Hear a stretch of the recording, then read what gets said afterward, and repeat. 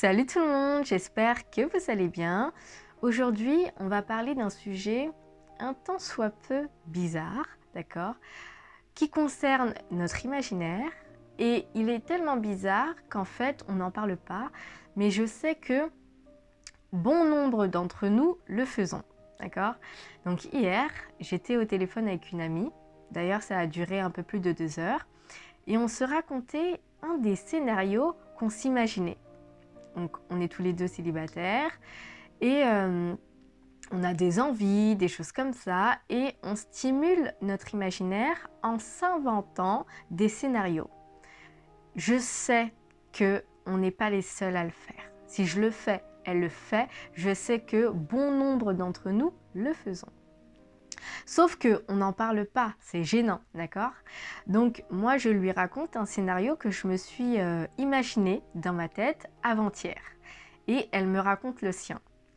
Autant dire d'emblée que mon scénario et son scénario n'a rien à voir. Ça n'a tellement rien à voir que elle, c'est très poussé, très travaillé en fait. C'est construit de manière... En fait, c'est recherché. Son scénario, elle a fait vraiment l'effort de rechercher des circonstances, des contextes, etc. Quand moi, c'était juste une scène en fait. Donc, on s'est avoué. Donc, c'est une amie, hein, c'est une amie que je connais depuis le lycée. Elle m'a aidée à me construire. Donc, on va dire que on a une certaine relation de confiance où l'une et l'autre, quand on s'avoue ou quand on se raconte des choses bizarres, on n'est pas dans la moquerie. Et pour moi, ça a tellement de valeur d'avoir une amie qui n'est pas dans la moquerie lorsque je lui raconte des situations où mes difficultés ou mes peurs ou mes tristesses, j'avais besoin de rencontrer cette amie, je l'ai rencontrée et je voudrais la garder auprès de moi le plus longtemps possible. Mais je pense que j'en parlerai dans une de mes vidéos parce qu'il y a 2 personnes principalement qui m'ont aidé à me construire quand vraiment ça n'allait pas du tout. Quand j'étais en recherche de qui j'étais et tout plein de choses. Mais j'en parlerai dans une autre vidéo. Donc on a une certaine amitié, une certaine relation que je n'ai pas avec les autres et qui m'est très chère. C'est-à-dire que vraiment, elle est très très importante pour moi. Son rôle, le rôle qu'elle a joué dans ma vie est très très important. Donc voilà, j'en parlerai dans une autre vidéo. Donc on s'avoue des choses, j'ai pas de secret pour elle, elle n'a pas de secret pour moi. On n'est plus au stade de parler de best friend ou de meilleure amie, mais c'est une sœur. C'est une sœur, d'accord? J'ai des sœurs, j'en ai plein, mais elle, c'est une sœur. Le sang ne le valide pas, mais notre comportement le contredit. Nous sommes des sœurs. Je suis sûre que dans une vie antérieure, nous l'étions. On a créé une relation qui est au-delà du physique, qui est même spirituelle. Je ne sais pas comment vous expliquer. On s'est tellement aidés. On a tellement joué un rôle important l'une pour l'autre qu'on s'est construit. D'accord? Donc c'est très fort. Bref, on ne va pas rentrer dans les détails. Donc, on n'a pas de secret l'une pour l'autre. Elle m'a avoué ses choses les plus sombres.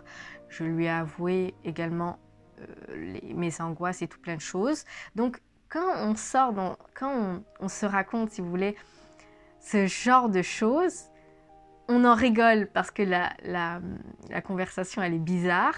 Mais on n'est pas dans la moquerie. On n'est pas dans la moquerie. Et j'ai cette facilité, autant qu'elle a cette facilité de me parler. Donc, c'est pas... dis-moi en premier et je te dirai. Non, je parle très facilement avec elle et elle me raconte aussi ces choses. Donc, bon, bref. Donc, on est là dans cette conversation et on s'est avoué des scénarios qu'on s'imaginait dans notre tête. Et je suis sûre, comme je vous disais, que bon nombre d'entre nous imaginons des choses. Par exemple, des moments intimes, des moments sauvages, des moments des scénarios, on rentre de l'école, on rencontre quelqu'un, ou on reçoit un texto, ou on a un rapport avec quelqu'un endiablé, ou je sais pas, tout, on peut, en fait, on stimule notre imaginaire parce que notre réalité n'est pas aussi stimulante. Bon, voilà. Donc, je vais vous raconter le mien et je vais vous raconter le sien. C'est intime, vous la connaissez pas. Moi, je me monte devant la caméra. J'ai pas de honte, d'accord? Parce que je sais que je suis pas toute seule. Et après, je vous raconterai pourquoi c'est lié aux relations hommes et femmes, ok? Mon scénario à moi, donc là je me tape un petit peu la honte, mais c'est pas très grave, je m'en fiche, c'est pas grave. Allez, je me lance. Donc je suis sur mon lit, je m'imagine que, donc on était le soir, je m'imagine que je suis sur mon lit en train de lire et mon partenaire vient s'asseoir près de moi et il me dit t'es jolie. Et ça me tire de ma lecture. Et là, ces paroles, en fait, je prends cette parole, en fait, cette parole fait écho en moi parce que ça me surprend et à la fois, ça vibre en moi. Donc, j'arrête ma lecture et je lui dis que je suis très contente de recevoir cette parole et la suite, c'est que on va dire qu'on se chauffe et on a un rapport endiablé. Bon, ça c'était mon scénario. Je lis, une situation très banale, je lis.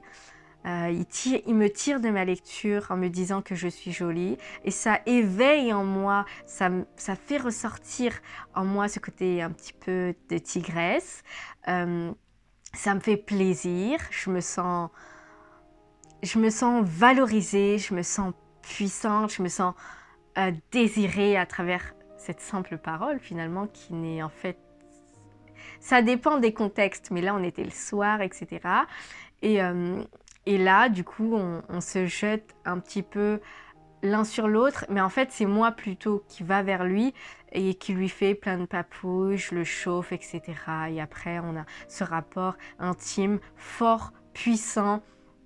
On se connecte sexuellement, ça va au-delà du physique, c'est vraiment, on prend plaisir l'un et l'autre dans ce moment d'intimité. Donc voilà le scénario que je me suis inventé avant-hier, qui n'a rien à voir avec les scénarios qu'elle s'est inventé il y a peu de jours, la dernière fois qu'elle s'est inventé un scénario, pardon. Donc elle, c'était plutôt, et elle, c'est vraiment un truc très recherché. Donc elle, c'était plutôt, elle est allongée sur son lit et elle s'imagine qu'elle est en couple. Elle est en couple et tout va bien jusqu'à qu'un obstacle vient entraver son couple. Donc cet obstacle, ce sont des rumeurs. Son copain, ils ne sont pas mariés, son copain a entendu des rumeurs sur elle. Et suite à ces rumeurs, il décide de rompre. Bien qu'il n'ait pas de preuves sur ces rumeurs, il décide de rompre. Et là, elle est vraiment triste qu'il le prenne comme ça, sans vérifier, qu'il décide de prendre cette décision brutalement, alors que quand tu tiens à une personne, tu es censé te remettre en question les choses et ne pas mettre fin aussi facilement. Là, lui, sur un coup de tête, qu'il ait des preuves ou pas, il a mis fin. Voilà. Ils ont des amis en commun avec qui ils vont en vacances. Donc, tous les deux font bande à part. Elle a sa chambre et elle a sa chambre qu'elle partage avec une amie à elle. Comme ce sont des amis, ils passent des soirées tous ensemble. À ce moment, durant ces soirées-là, il ne fait que de la regarder. Il est très insistant dans son regard et son regard montre qu'il a envie de la prendre dans ses bras. Il est tellement insistant qu'il tente des rapprochements mais elle voit ces rapprochements, son regard, vous savez, ces signes qu'il lui envoie d'un mauvais œil. Pourquoi? Parce que tout ce qui s'est passé l'a vraiment attristée. Et c'est pas juste avec un regard qu'elle va tout oublier. Ça l'a vraiment bouleversée. Donc, elle est vraiment... elle est pas tout à fait contre, mais elle n'est pas pour ce rapprochement et ce jeu de regard. Donc, elle n'est pas ouverte. Donc, ce qu'elle fait, c'est qu'elle ressent son regard, elle ressent qu'il a envie de la prendre dans ses bras, mais elle fait mine qu'elle ne voit rien. Ils sont tous ensemble, hein. Vous savez, comme vous êtes en groupe et vous vous lancez des jeux de regard où vous vous regardez, et en fait, elle le regarde et elle fuit le regard. Elle sent quand même qu'il la regarde de manière insistante. Elle ne rentre pas dedans. Le soir, elle va se coucher et la personne, son amie qui partage sa chambre, n'est pas dans la chambre et ne dort pas sur son lit. Donc, elle est seule à dormir dans la chambre. Et lui, il a tellement... Il meurt d'envie d'aller la retrouver et il va... Donc, elle fait mine qu'elle dort très profondément. Donc, dans le scénario, elle dort très profondément et lui, il n'arrive pas à dormir. Il va la rejoindre dans son lit. Il se met sous la couette et il commence à l'embrasser. Il commence à l'embrasser le cou, à la caresser. Et elle dort toujours profondément. Ça la réveille sans la réveiller. Et ça la réveille pas tant que ça, parce qu'elle s'imagine que c'est dans son rêve, alors que ça se passe vraiment dans la scène. Donc, elle pense qu'elle est en train de rêver et il continue de l'embrasser le cou, etc. C'est très tendre. Et après, ils ont ce rapport. Okay, ils ont un rapport. Le lendemain, elle fait comme si rien ne s'était passé. Et lui, ça le perturbe. Parce qu'ils ont vraiment... Il y a eu un rapport. Donc, elle s'est réveillée, il y a eu des contacts, ils se sont embrassés, etc. Mais le lendemain, elle est froide. C'est vraiment un glaçon. Elle ne... C'est pas parce qu'ils ont couché ensemble, c'est pas parce qu'ils ont eu ce rapprochement qu'ils sont de nouveau ensemble. Donc, elle est froide et elle ne lui parle pas. Elle fait comme s'il ne s'était rien passé. Quand lui, ça trotte dans sa tête et il se dit, mais il est intrigué par ses agissements et il se demande pourquoi elle est si froide alors qu'on a passé un moment comme jamais on n'avait passé. Et elle, ça fait toujours écho à ce qui s'est passé, c'est-à-dire cette manière dont il a mis fin brutalement, etc. Donc, suite à ce rapport, donc après les vacances se terminent, etc., du temps à passer sous les ponts, donc les vacances se terminent, etc. Donc, tous les vacances, ça a été comme ça. Le temps est passé et elle apprend qu'elle est enceinte. Elle apprend qu'elle est enceinte et que ça s'est passé, en fait, elle est tombée enceinte le jour, en fait, le jour de leur rapport, en fait, endiablé, ce rapport un peu... C'est même pas endiablé, c'est un rapport sensuel, intime, etc. Mais elle est tombée enceinte à ce moment-là. Quand les vacances se sont terminées, ils n'ont plus de contact parce qu'elle n'a pas voulu reprendre avec lui, etc. Ça l'a vraiment... il y a vraiment quelque chose qui s'est fracturé. Donc elle a continué de faire sa vie de son côté, même après les vacances, malgré ce rapprochement. Quand elle apprend qu'elle est enceinte, il accueille cette nouvelle. En fait, il accueille très bien cette nouvelle. Pourquoi? Parce que dans son scénario, cet homme a été voir plusieurs fois le médecin qui lui ont annoncé que cet homme était stérile. Donc malgré ça, ça a été la femme, qui a réussi à lui donner un enfant alors que tous les médecins lui disaient que lui n'aurait pas d'enfant parce qu'il est stérile. Donc non seulement il en bave parce que il a rompu, il regrette, mais en plus de ça, ça fait que c'est une personne très rare qu'on ne peut pas remplacer. Pour lui, c'est la femme qu'il doit avoir dans sa vie et il sait qu'il a merdé avec elle. Ça fait qu'elle est irremplaçable. Il fait tout pour essayer de la récupérer. Elle lui donne pas le nom de l'enfant. Elle ne lui dit pas quand est-ce qu'elle a accouché et ainsi de suite. Ça le blesse, pardon. Il est vraiment peiné, mais il continue en fait d'essayer de réunir ce qu'il appelle désormais sa famille.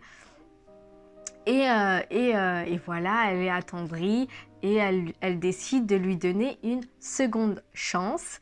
Et on va dire, ils vécurent heureux. Il a pas envie d'aller voir d'autres femmes, c'est elle qu'il veut. Bref, ça la met dans une position où c'est une femme unique, rare, qu'on ne peut pas jeter n'importe comment. Donc c'est comme si il a appris la leçon et il ne recommencera pas une deuxième fois. Voilà l'histoire qu'elle s'est inventée dans son imaginaire. Donc autant vous dire qu'il est élaboré. J'ai trouvé ça, j'en ai rigolé parce que je lui ai dit, mais même quand tu t'imagines un scénario, t'es toxique. Parce que le fait qu'elle joue le chaud, le froid, etc., qu'elle donne pas le nom de naissance, la date de naissance ou le nom de naissance, qu'elle couche avec lui, bref, j'ai dit, mais même dans ton imaginaire, tu crées des scénarios glauques, d'accord? Bon, voilà. Elle, ça a fait écho à quelque chose de très fort dans sa vie. Et en fait, ce que ça dit d'elle, je pense, c'est qu'elle essaye de réécrire l'histoire de son passé. L'homme rappelle l'histoire de son père. Et là, on n'est pas dans l'imaginaire, on est dans la vraie vie. Mon amie n'a pas vécu avec son père. Et son père a quitté la maison très jeune. Pourtant, c'était sa seule fille. Et si vous voulez, quand il était encore présent, elle était tout le temps dans les bras de son père. Elle avait tout le temps ces paroles, ma jolie, ma beauté, mon petit cœur, des choses très, comment dire ça, je sais pas comment dire ça, ces paroles qu'une fille veut entendre de son père, et du jour au lendemain, ça a été coupé. Ça a été coupé parce qu'il a décidé de faire le choix de sa carrière musicale plutôt que d'élever ses enfants. Il a des garçons, mais il a une seule fille, et cette fille, c'est mon amie, était très collée à son père, et ça l'a fait très mal en fait qu'il parte. Donc voilà, elle en a beaucoup souffert. Il a repris contact 20 ans après, pas physiquement, au téléphone. Donc 20 ans après, elle a tout fait pour essayer de s'en sortir par elle-même, d'essayer de combler ce manque qu'il a créé en fait à cause de cette situation. Elle a toujours été seule à essayer de se rassurer. Elle avait ce vrai manque de figure paternelle. Son père lui manquait, lui a toujours manqué. Et quand elle était dans sa chambre en train de pleurer, en train d'essayer de comprendre pourquoi elle vivait telle ou telle situation, son père n'était pas auprès d'elle pour la rassurer. Ça a fait beaucoup écho en elle, et ça l'a vraiment mise dans une position où elle a beaucoup de carences aujourd'hui et qu'elle a une difficulté avec les hommes, qu'elle essaye toujours de mettre dans la place de cette figure paternelle qui était absent. Donc 20 ans après, quand il est revenu, par téléphone et pas physiquement, il lui dit toujours que c'est sa fille, etc. Mais 20 ans quand même est passé. Aujourd'hui, c'est une adulte. Et elle a constaté qu'il n'a aucun regret face à cette décision qu'il a prise de quitter la maison et de ne plus donner de nouvelles. Donc, elle voit qu'il n'a pas de regret, et elle se dit « Pourtant, je suis ta seule fille, je suis unique, je suis celle qui t'aime, qui a besoin de toi, et pourtant tu pars et tu ne te retournes pas, et en plus, tu n'as aucun regret. » Donc, elle le constate adulte, et ça la peine, d'accord? Aujourd'hui, où il est dans une situation difficile parce qu'il est malade, il aurait voulu que sa fille soit auprès de lui, mais c'est passé, c'est-à-dire que elle l'aime, c'est son père, mais elle sait qu'il n'a pas été là et elle n'a pas spécialement envie d'être là pour lui. Elle parle au médecin, elle essaye de lui parler, etc. Mais tu peux pas demander, enfin, il peut pas demander à sa fille d'être auprès de lui quand lui-même n'a pas été auprès d'elle quand elle avait besoin de lui. Donc, ça l'a créé un manque et en plus, il n'y a pas de regret. C'est-à-dire que si c'était à refaire, il l'aurait refait. On voit dans son comportement, dans son attitude que sans hésiter, il l'aurait refait parce que c'est quelqu'un qui est très autocentré sur lui et qui ne pense qu'à lui finalement. Mais elle en a souffert de cette situation. Donc quand elle s'imagine un homme qui rompt avec elle, un homme qui est censé l'aimer, la protéger, la protéger et tout consort, et qui la jette comme ça, qui rompt avec elle et qui regrette pas, elle se dit non, qu'il la jette et qu'il regrette. On voit qu'elle essaye de réécrire l'histoire avec son père, j'aurais voulu que si tu pars, quand tu te retournes, tu regrettes sincèrement ce que tu as fait. Donc elle essaye de réécrire cette histoire de cet homme a rompu avec moi alors qu'il se disait m'aimer, mais il s'en mord les doigts. Donc elle réécrit l'histoire. Et quand il revient, je ne l'accepte pas. Et il va savoir par des événements que je suis une fille rare, que je suis la fille unique qui peut t'apporter quelque chose que aucune fille peut t'apporter. On sait qu'il y a une vraie différence entre la fille avec son père, la relation qu'elle peut avoir avec son père, et le garçon, la relation qu'il a avec son père. Ce sont des relations différentes, parce qu'on n'est pas conçu de la même manière. Donc la relation qu'il devait avoir avec sa fille, c'était une relation unique, une relation qu'il ne peut pas avoir avec ses garçons. Donc il perd quelque chose et elle, quand elle s'imagine un scénario, elle veut que cette personne qui l'a abandonnée quelque part ait des remords, regrette et se rende compte que cette fille est unique, qu'on ne peut pas la remplacer. Donc en fait, elle se réécrit l'histoire. Voilà ce que je peux vous dire des scénarios qu'on s'invente, nous les filles, et je suis sûre que les hommes aussi s'inventent des scénarios. Et je vais vous faire un parallèle avec les relations hommes-femmes. On a beaucoup de conseils, et je vais essayer d'être rapide parce que cette vidéo elle est longue. On a beaucoup de conseils aujourd'hui de comment on devrait être en couple, comment on devrait se comporter, comment un homme réfléchit, comment un homme se comporte, pourquoi et ainsi de suite. Et c'est la même chose pour la femme. Pourquoi elle est comme ça, qu'est-ce que tu devrais comprendre dans son attitude, comment une femme fonctionne et tout cela. On a des tips, on a tout plein de conseils et bizarrement, on sait encore moins se comporter, on comprend encore moins la femme, c'est-à-dire qu'un homme comprend malgré tous ses conseils encore moins la femme, et l'homme comprend encore moins, et la femme, pardon, comprend encore moins l'homme. C'est-à-dire que même les conseils ne nous aident pas à comprendre les relations hommes-femmes, parce que on est différents, parce qu'il y a tout plein de facteurs, mais enfin, il y a tout plein d'explications, mais on peut écouter des tonnes de vidéos et pourtant ne pas avoir le bon comportement, ne pas tirer les bonnes leçons et ainsi de suite.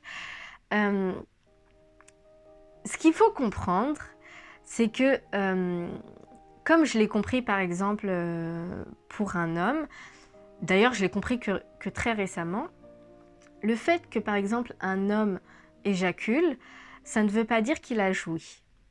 D'accord ? Le fait qu'une femme mouille durant le rapport, ça ne veut pas dire qu'il y a un plaisir, qu'elle va jouir ou autre.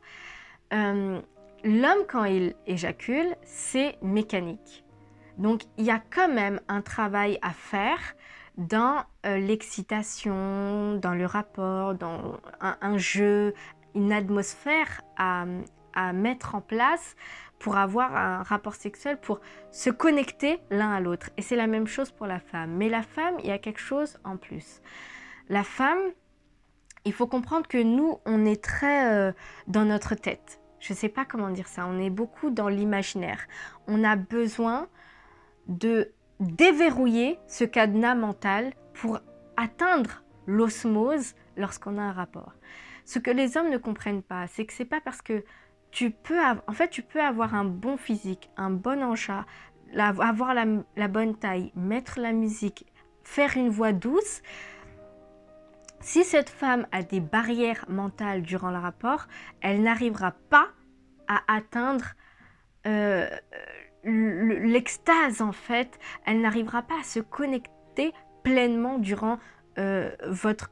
Parce que c'est une espèce de... En fait, c'est un échange, c'est une connexion qu'on a quand on a un rapport, mais si jamais elle n'arrive pas à faire tomber, à déverrouiller ses barrières mentales, pour X raisons, elle n'arrivera jamais à jouir, parce que pour jouir, c'est mental. C'est-à-dire qu'il faut qu'elle se laisse aller. Et moi, je peux vous donner un exemple, j'ai joui très peu de fois, parce que les fois où j'ai couché avec mes partenaires, ils se contrefoutaient en fait comment dire ça, ils s'en foutaient de ce que je pouvais... en fait, ils s'en foutaient de si j'étais bien, est-ce que j'étais détendue lors de mes rapports. Et ils se contentaient de regarder ou de chercher des signaux. Est-ce que je mouille? Est-ce que si je mouille, ça signifie que c'est bon, ils peuvent y aller? Non, en fait, il faut vraiment détendre la femme. Il faut lui parler. Est-ce que ça va? Fais-moi confiance. Laisse-moi t'apporter. Je ne vais pas être brutale avec toi. En fait, ça dépend de la femme. Parce qu'il y en a, ils aiment la brutalité. Et il y a des femmes, ils ont besoin de se sentir en confiance pour se relâcher. Pour se détendre. Pour qu'elle déverrouille le cadenas, qu'elle a ce cadenas mental. Donc, c'est pas tout de mouiller. C'est pas tout de bander. C'est pas tout d'avoir une atmosphère et un physique, d'être jolie et de porter le dernier sous-vêtement. Il y a un vrai travail de... L'homme a besoin de détendre la femme. Surtout peut-être qu'elle n'a pas confiance en elle physiquement, qu'elle se sent pas suffisamment sexy, qu'elle elle a besoin d'entendre, elle a besoin de sentir. Pas sentir seulement que son partenaire est excité. Elle a besoin de sentir qu'on la désire, qu'on l'accepte, qu'on a envie de lui donner du plaisir, qu'on se préoccupe de ce qu'elle ressent durant ce moment intime. Donc, c'est beaucoup plus mental que physique. Donc, premièrement, ça peut être physique, mais si vous voulez vraiment qu'une femme jouit, elle a besoin de déverrouiller le cadenas mental qu'elle a. Moi, je fais partie de ces femmes-là. J'ai besoin qu'on me détende. Parce que sinon, il y a des positions qu'on va me faire, ça va me faire mal. C'est pas la position qui va me faire mal, c'est que je suis crispée. Si je suis crispée, c'est parce que mentalement, je n'arrive pas à me détendre. Quand j'ai l'impression d'être un bout de viande pour cet homme, pour l'homme, j'arrive pas à me laisser aller. Alors qu'il y a des femmes, elles sont très libérées par rapport à ça, elles ont cette confiance, elles ont cette attitude, etc. Le sexe ne va pas être un problème pour eux, elles vont réussir à faire toutes les positions, elles vont être très détendues très rapidement et l'homme n'aura à faire que très peu de choses. Tu as des femmes, c'est tout autre, c'est-à-dire qu'elles ont besoin de se détendre mentalement. Il faut rentrer dans sa tête, essayer de la comprendre, sentir, est-ce que ça va? Est-ce que tu aimes cette position? Lui parler doucement, lui parler, pas forcément à être lent, mais lui parler, lui faire comprendre qu'on est là on est là ensemble, on traverse, on passe ce moment ensemble. Donc si tu vas pas bien, il faut que tu sois capable de m'en parler. Détends-toi, je suis là. Il suffit pas de dire détends-toi, ça va aller, je sais gérer. Non, je suis là, on est ensemble, on va passer ce moment ensemble. Vous lui parlez doucement, vous lui demandez si elle aime cette position, il faut être tendre, il faut être délicat, il faut aller crescendo. C'est comme il y a des femmes qui très rapidement arrivent à jouir, à atteindre cette osmose, il y a des femmes, il faut les travailler. Moi, je fais partie de ces femmes, hélas, qu'il faut travailler, mais en fait, il faut surtout travailler mentalement parce que j'ai très peu joui parce que, et je le dis, c'est vrai, j'ai très peu joui parce que j'ai très souvent été crispée parce que mentalement, ça ne suivait pas. Donc, ton corps peut être excité, mais mentalement, ça ne va pas, et donc tu ne jouis pas. Tu mouilles, mais tu ne jouis pas. Donc, à la fin de ton rapport, ça a été beaucoup plus pénible que sensationnel. Donc, l'homme ne comprend pas que toute femme est différente, qu'il y a des femmes, tu vas les prendre par derrière, tac, tac, tac, c'est fini, elles ont kiffé leur vie. Tu as des femmes, il faut jouer sur leur mental. Et vous pensez, malheureusement les hommes, pensent que dès que la femme jouit, dès que la femme mouille, parce que vous avez des tablettes, parce que vous lui montrez que vous avez un engin d'une bonne taille, parce que vous savez bouger vos hanches, parce que vous mettez une musique, vous pensez qu'elle va se détendre. C'est mental en fait. C'est pas toutes les femmes, vous la prenez et direct, il y a une connexion. Ça dépend des femmes. Moi, je fais partie des femmes qui bloquent très souvent mentalement, et les partenaires que j'ai eus ne s'en rendaient pas compte. Pour vous dire, pour aller dans les révélations, j'ai déjà pleuré lors d'un rapport parce que ça n'allait pas. Ça n'allait pas, je me sentais pas bien, je me sentais pas valorisée, je sentais que cette personne voulait uniquement prendre son plaisir. C'était allez, fais ça, ça, ça, ça, ça. Et j'en ai pleuré. J'en ai pleuré et en plus, ce qui est n'importe quoi, c'est que longtemps après, le partenaire, donc c'était dans le passé, j'ai pleuré 2 fois en tout et pour tout, mais les 2 fois, il y a une fois, le partenaire que j'avais pensait que je pleurais parce que j'ai tellement aimé que j'en ai versé des larmes, alors que pas du tout, c'était pas du tout ça, c'était pas des larmes de joie, c'était des larmes de tristesse. Donc longtemps après, il m'a dit « Ah, je pensais que tu avais pleuré parce que tu as aimé ça. » Je lui ai dit « Non, en fait, pas du tout. Mais en même temps, si t'as pas cherché à savoir, parce que pour toi, c'était bien, donc c'était cool. Mais moi, pour moi, ça a été vraiment une épreuve. » Et il y a eu une deuxième fois où j'ai pleuré. C'était parce que j'étais pas connectée, pareil. Mais c'est surtout parce que j'avais beaucoup de tristesse par rapport à la situation. Parce que cette relation n'allait pas et tout plein de choses. J'étais pas connectée, j'étais pas bien, et je voyais que mon partenaire ne s'en rendait pas compte. En fait, c'est ce qui est pire dans la relation. C'est que tu sais pas dire à ton partenaire, en fait, ça va pas. Parce qu'il cherche pas à savoir pourquoi ça ne va pas. T'as des femmes, oui, il faut parler. Je sais que parfois on a du mal à en parler, mais quand tu es face à quelqu'un, tu sens qu'il n'est pas ouvert à la discussion, parce que tu vas gâcher son moment quelque part, tu te tais. Tu gardes cette tristesse en toi. Après, pour le deuxième, il m'a posé des questions. Est-ce que ça va? Dis-moi pourquoi tu pleures, etc. Je n'ai pas osé lui dire. Après, je lui ai dit. Mais sur le coup, il voulait juste prendre son plaisir, et c'est pour ça, excusez-moi pour la lumière. Le soleil bouge, malgré que j'ai une lade, mais bon, voilà. Il a essayé de savoir pourquoi, et ça m'a été difficile de lui dire pourquoi, en fait, j'avais pleuré. Je lui ai dit bien après, mais bon, voilà. Donc, il y a ça. Et nous-mêmes, les femmes, parce que c'est des deux côtés, c'est vrai qu'on ne se prend pas trop la tête pour vraiment faire plaisir à l'homme. C'est-à-dire qu'on sait qu'un homme, c'est visuel. Ce jeu de rôle qu'on peut prendre, on le fait pas tout le temps. Parfois on est fatigué, parfois on a la flemme. Et je pense que c'est ce qui fait que on préfère que ce soit lui qui dirige plutôt que ce soit nous, parce que on rentre pas pleinement dans ce jeu de séduction. On va essayer d'exciter au maximum l'homme, on va faire tarder l'excitation et tout plein de choses. On se dit, allez, bon, dès qu'on n'est pas dans un bon mood, on se dit, allez, bon, fais ce que tu as à faire et puis c'est tout.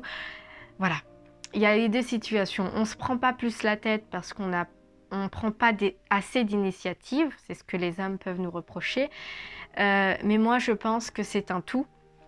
Et que pour qu'une femme prenne l'initiative de prendre des jeux de rôle, de créer cette excitation, de faire monter un petit peu le piment, il faut qu'elle soit pleinement en confiance, il faut qu'elle soit sûre de l'effet qu'elle peut donner, qu'elle soit à l'aise avec son corps, qu'elle sente dans les yeux de son partenaire qu'il la désire, En fait, il faut vraiment être en confiance. C'est-à-dire que tu vas prendre des jeux, tu vas prendre des rôles, pardon.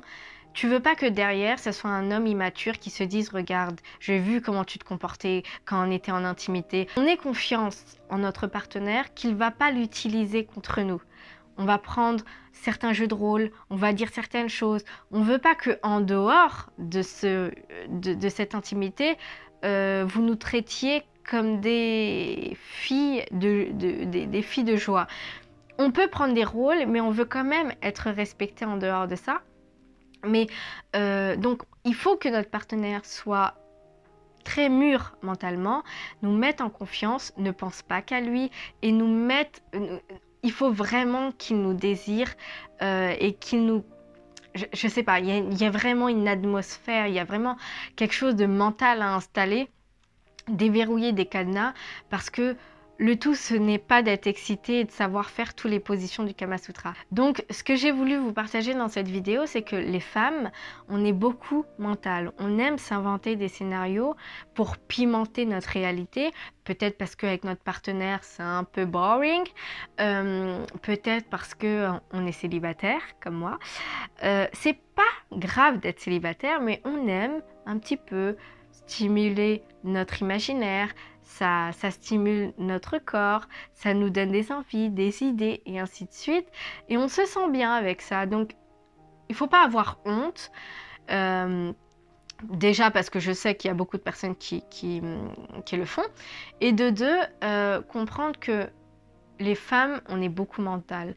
Si je peux vous donner un deuxième exemple. Quand une relation ne va pas et qu'une femme ne veut pas voir les signaux, comme dans ma précédente relation, j'ai pas voulu voir les signaux, je me suis beaucoup imaginé cette relation, c'est-à-dire que je vivais cette relation beaucoup plus dans ma tête que dans la réalité. C'est-à-dire que je me disais, tous les petits comportements que je pouvais traduire comme de l'attention ou comme de l'amour, qui n'en étaient pas dans la réalité, moi, dans ma tête, je me disais que c'était le cas.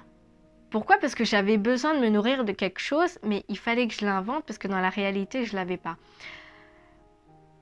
Quand une relation ne va pas, on ne part pas parce qu'on refuse de voir la vérité, parce qu'on embellit les choses, mais tout se passe dans notre tête. On vit une relation dans le physique, alors qu'on n'est pas dans le physique, on est dans notre tête. Ça peut être pour toute raison, hein, parce qu'on ne veut pas les voir, parce qu'on ne veut pas que cette relation se termine, parce que...